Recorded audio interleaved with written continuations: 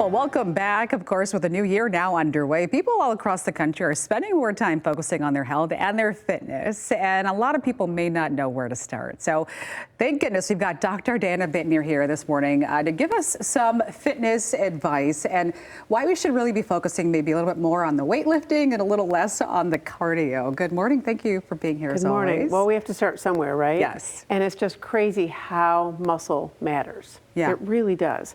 And I think, younger generations, they kind of get it more. They've maybe been in more sports training, but I see the women who need it the most right now just don't know as much as I want them to know. Yeah, because it seems like you think, oh, I need to lose 10 pounds. I'm going to hop on the treadmill or on the elliptical.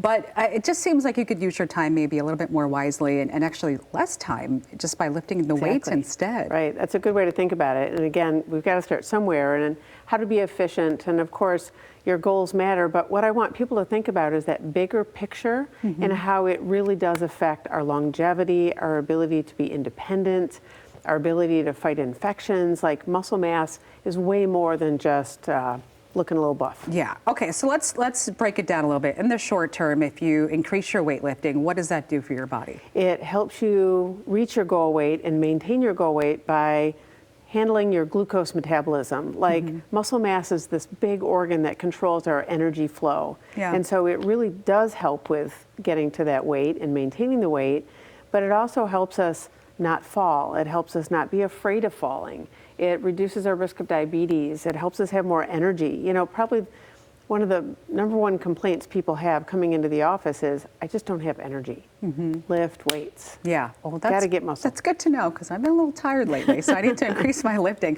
Also, I saw better sleep. That could also be a benefit. It's just amazing because again, when we lift weights, and it's just that sense of confidence, it's the exercise that it takes to get there, and just it all comes together. Yeah. As we age, why is it even more important to have that muscle mass? So there was a study done in 23 that put together a lot of prospective studies, and they watched what happened to people over time.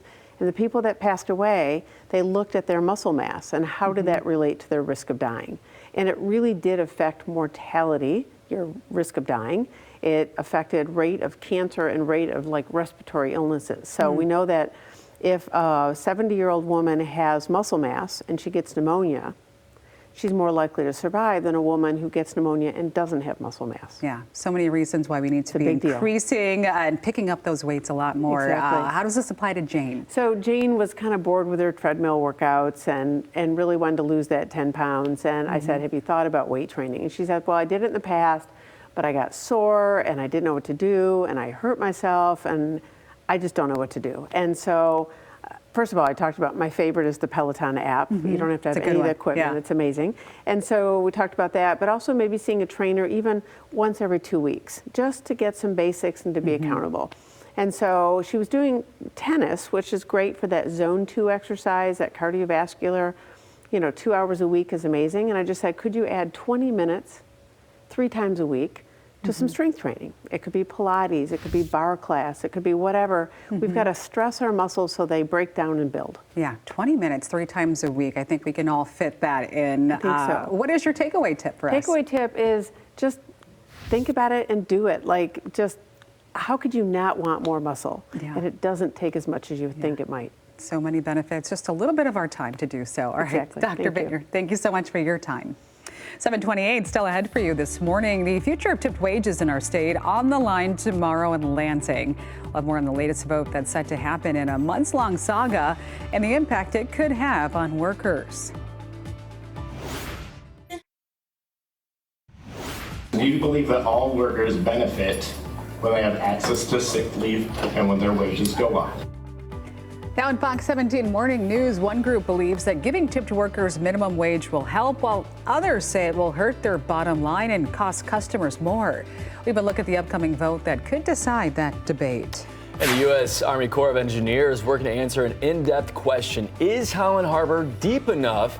The change that could come to the popular destination and what it would mean for locals. And lighting up the sky to support the Detroit Lions. We'll show you how a West Michigan company pulled off these high-flying designs right across the border. You're watching Fox 17 Morning News. Well, good morning, everybody. Speaking of the Lions, got a question for you. So I'm going to be in Detroit Saturday night, now that we know that it's going to be, and you're the expert on the best Coney Island in Detroit, because it's a late night game. I figured either I'm going to need something that night or in the next morning. Yeah. And I need your expertise. Well, you know, there's two places downtown. There's Lafayette Coney Island. There's American Coney Island. One is basically a dump, but it is a staple of Detroit, and they are right next to each other. Sometimes those are the best places. Absolutely. I don't mean that in a negative way, but it's not this elaborate fine china and everything else. It is. That's exactly what it is. But if you want one of the best hot fudge ice cream puffs, you got to go to National Coney Island up in Royal Oak. Okay. So maybe a little bit of a drive, but that's okay. Ruta, I think Ruta lives up that way. One of our old reporters, she would know. It's somewhere around 11 Mile and Woodward, 12 Mile and Woodward area. That's Royal Oak. I'm going to take notes because... So it depends what you're looking for. You want the Coney Island experience, it's got to be Lafayette or American Coney Island downtown. I knew you would know. Of course. I'm Mr. Detroit guy. He's born and raised there. And he knows everything. He even knows how cold it's going to be next week. A lot colder than what we have right now, if you can believe it. Yeah. We're going to see the core of the Arctic air blast in here, and it's going to be even colder by the time we get into later Saturday, Sunday, and Monday. Good morning, everybody.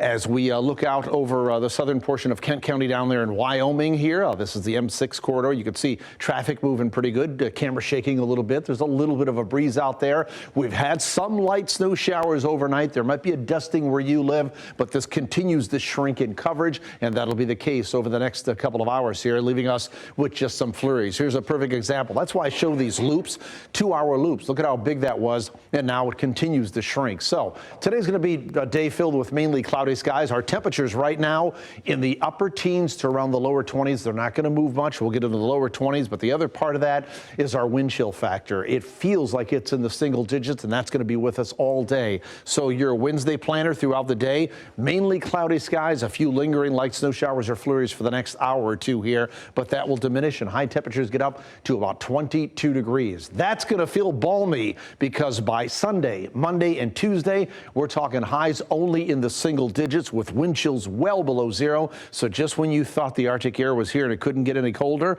I'm here to tell you, hang on. I'll show you exactly what that looks like with the infiltration of that Arctic air on our weather map coming in here, blasting in here for the weekend. That's coming up in just a few minutes. It's 7:35. Let's check in with Andy now. I think he's out there in the Weather Warrior in around the Port Sheldon area. Yeah, that's right, Kevin, and you can see on that map next to me where we've been going, taking kind of the loop west of 131, where usually we get some of the worst weather when it comes to winter blasts going through here. As you can see, though, from our rooftop camera on the Winter Weather Warrior, which is showing us clear roads, smooth sailing so far. I don't want to jinx it, but so far, so good. Driving conditions have really been pretty standard across the entire area we have been this morning. There have been a few accidents, though. We'll take a look at those here in a second. But right now, yeah, we're in the West Olive area, to be more specific, and roads are looking good. Traffic has been consistent, average speeds right where they should be. Things are so far so good this Wednesday morning. But taking a look at the traffic graphics, you can see a few hiccups in spots. More green than we saw yesterday, which is good. But if we zoom in here around the Comstock Park area, 96 both east and westbound, there was an accident here taken care of, but slowing down a little bit in some of the usual spots. That's probably not weather related, just typical traffic at this time of the day. We do have an accident here, crash at Jericho Avenue, and another one a little farther south, crash at Bradford Street. Again, you can see a few spots where it's red, M44, southbound traffic backing up a little bit. Now this area earlier today, we drove past this. There was a rollover accident, eastbound 96. Traffic looks like it's been moving faster than it was when we drove past. We saw the car on its hood. We saw the traffic backed up for a mile at least. Still a little touch and go. That red line there indicates that it is a parking lot in one spot, but outside of that, things look like they're improving. And again, bottom line, we're seeing it for ourselves out here in the Weather Warrior, and you can see it with the Weather Warrior camera that we got set on top of the roof of the Jeep here. Road conditions are looking good. From where we've been, the roads have been clear, traffic has been moving consistently, safely, and this is just another typical day here. At the moment, things could change any second, but as of right now, road conditions are looking good here in West Michigan, and that's your look at traffic. 7:36. Want to give you a live look this morning from the first of 4 meetings from the Rapid about a potential adjustment to their fare cap prices. So here's what we know. The adult base fare is $175 a ride. That would not change. The change would be considered would increase the daily standard fare cap from $3.50 to a total of $5.25. It would also increase the adult monthly fare cap from $47 a month to $60. The Rapid saying no changes are being considered for the youth, the reduced ADA pass, and the paratransit service fares. In a release, the Rapid says this is its first fare capping adjustment in about 7 years. Public comment period, though, on those proposed changes has been open since December 20th. It closes Monday, January 20th. Today is the first of 4 public meetings, all taking place at the Rapid Information Center on Cesar Chavez Avenue. There is another meeting, though, this afternoon from 2:30 to 4. Tomorrow, there's also a meeting from 11 and then another one at 6 p.m. If you'd like to give feedback online, we do have that link on our website. It's fox17online.com. The idea that $15 an hour is a livable wage for servers is a joke. Tomorrow in Lansing, the House Select Committee on Protecting Michigan Employees and Small Businesses is set to vote on bills that would impact tipped wages and employee sick time. It comes after their first hearing yesterday, where they called on workers to testify about how the changes would impact them. Those laws would increase the minimum wage to $15 by 2028, and tipped workers would receive full minimum wage by 2030.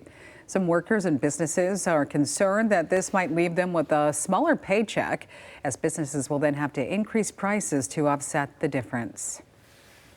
We're upping the cost of their burger from $15 to $20, and then we're going to still expect them to tip on top of that when they already know that we're making what they call a livable wage.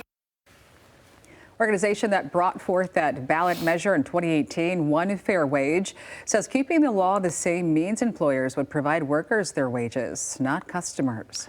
Well, Sonora's Sun, Holland Harbor is a destination to so many of us here in West Michigan, and now there's some interest in deepening the water in the harbor. We're told the Army Corps of Engineers needs 2 things to make that happen, though: an authorization for the study before digging, and of course funding, but there isn't really money for that project yet. We have the authorization. Now we're looking for the appropriation or the funding, which is probably going to be a couple of years behind. It might take a little more money on the front end, but the idea is to only do it if it saves money in the long run.